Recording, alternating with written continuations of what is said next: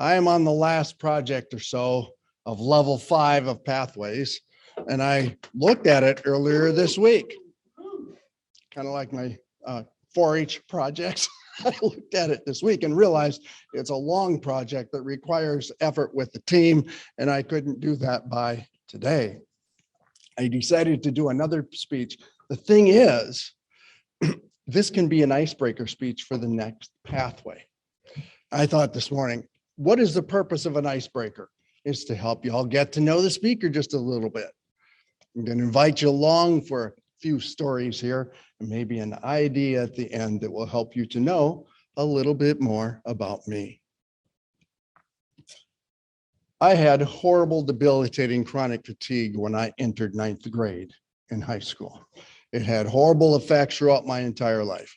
Chiropractic and functional medicine care saved my life. It was a faith-based decision for me. I decided I needed to help others as I had been helped. In 2008, I quit my engineering job of 24 years and I went to chiropractic school. While I was in chiropractic school, I lived on student loans. I didn't have much income or anything. At that same time, one of our daughters went to college in another state. Turns out while she was in that other state, she got deathly sick and she had to go to the emergency room. This happened 3 times. As a husband and father, that doesn't feel very good. I couldn't go there. I had no money to give her.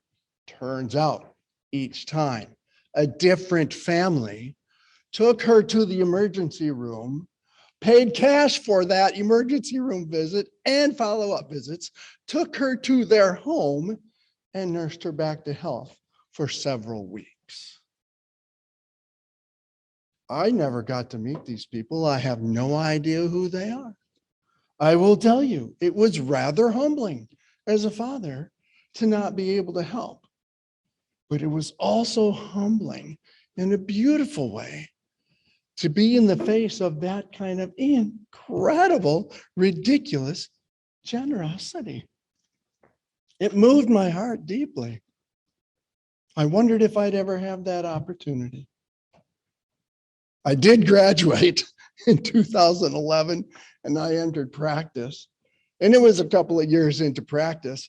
And this family friend had just graduated college. And here she shows up in my office and she's got pain here, wherever. And I help her and she gets better within a visit or two. But then the real purpose of her visit came because she says, my boyfriend moved to town here after college and he's in horrible pain and no doctor can help him. What do you think? I'll always try. He comes in and he rates pain, electrical type pain throughout his entire body, minimum of 7 out of 10 every day. And then he says to me, I will not strap her with a husband who's in a wheelchair. You get what he just said? He won't propose because of this pain. One visit, when he walked out that door, his pain was for the first time in years, 2 out of 10. And in 3 visits, his pain was gone. In 2 months, she walks in with an engagement ring on her finger. We were invited to the wedding. I couldn't go because of another family commitment. They now are expecting their 3rd child. They were on student loans and they couldn't afford anything. There was no amount of money you could pay me that would equal the privilege of caring for that beautiful family. All of a sudden, I realized I could relate to those families who had helped my daughter. I was on the giving end of that crazy, ridiculous generosity.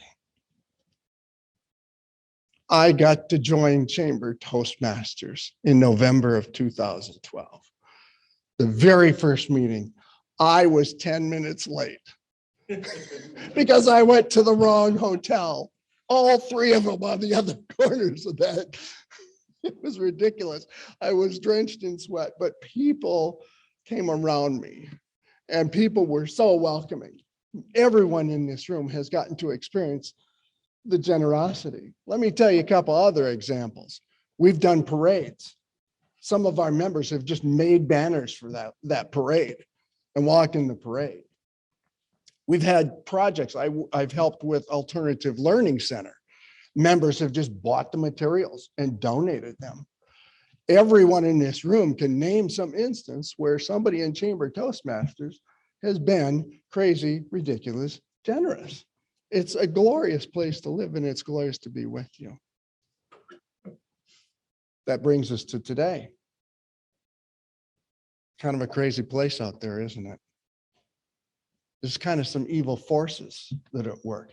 It's as if they're being deliberate and they're trying to instill division, fear, even violence and defenestration. I'm like all of you. I'm at home, I'm in my office, and I'm thinking, what can I do? And then it occurs to me, crazy, ridiculous generosity is the antidote to all of that. I watch what you guys do.